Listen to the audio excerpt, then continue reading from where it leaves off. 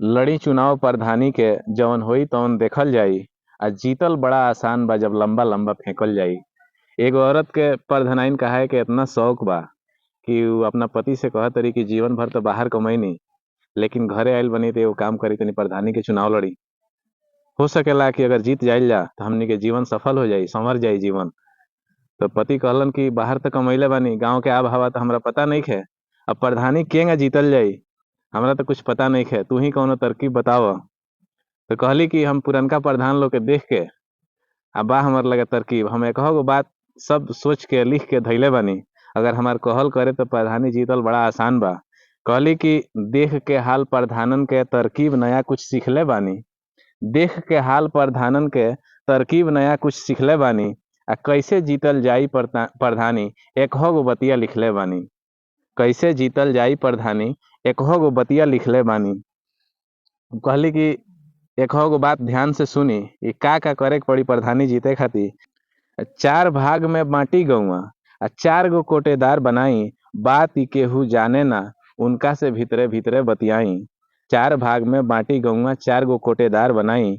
अब बात ई केहू जाने ना उनका से भीतरे भीतरे बतियाई। दूसरा काम ही करी कि भाई से भाई के लड़ाई पटदारी में मार कराई। भाई से भाई के लड़ाई पटदारी में मार कराई। एक ओर से हम हो जाए, एक ओर से रउआ धाई। देखब केहू जाने ना बस हम ही रउआ जानल जाई। देखब केहू जाने ना बस हम ही रउआ जानल जाई। लड़ी चुनाव प्रधानी के जौन होई तौन देखल जाई। लड़ी चुनाव प्रधानी के जौन होई तौन देखल जाई। सदस्य के प्रत्याशी लोग के कुछ कुछ लालच देखलाई। सदस्य के प्रत्याशी लोग के कुछ कुछ लालच देखलाई। लड़त सदस्य हम सपोर्ट करे, मीठ मीठ सबसे बतियाई। हाल चाल तनी पूछल करी गौवा और जवार से। हाल चाल तनी पूछल करी गौवा और जवार से। चाचा चाची भाई बहनी कहत रही प्यार से। चाचा चाची भाई बहनी कहत रही प्यार से। एक बार जो जीत गईनी घीव के रोटी सेकल जाई।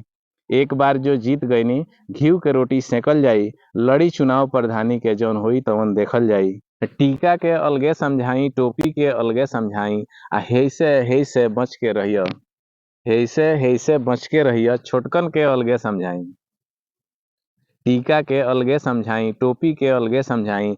हेसे बच के रहियो, छोटकन के अलगे समझाई। भरम में सबके डल्ले रही, समझे सबकी अपने बानी। भरम में सबके डल्ले रही, समझे सबकी अपने बानी। होठवा के मुस्कान बिखेरी घातक चेहरा ढकले रही। होठवा के मुस्कान बिखेरी घातक चेहरा ढकले रही। इतना अगर समझावल कैनी पकिया बाकी जीतल जाई। इतना अगर समझावल कैनी पकिया बाकी जीतल जाई। लड़ी चुनाव प्रधानी के जौन होई तौन देखल जाई। लड़ी चुनाव प्रधानी के जौन होई तौन देखल जाई। चाय पानी करावल करी, दारू मीट बंटवावल करी। ई प्रधानी के नौका ट्रेंड बा कि चाय पानी करावल करी, दारू मीट बंटवावल करी। जीतते तह के आवास देव, लालच इहे धरावल करी। दुख बीमारी में पहले पहुंची पनसैया पकड़ावल करी। दुख बीमारी में पहले पहुंची पनसैया पकड़ावल करी। समाज सेवा के ढोंग रची, दुआरे दुआरे धावल करी।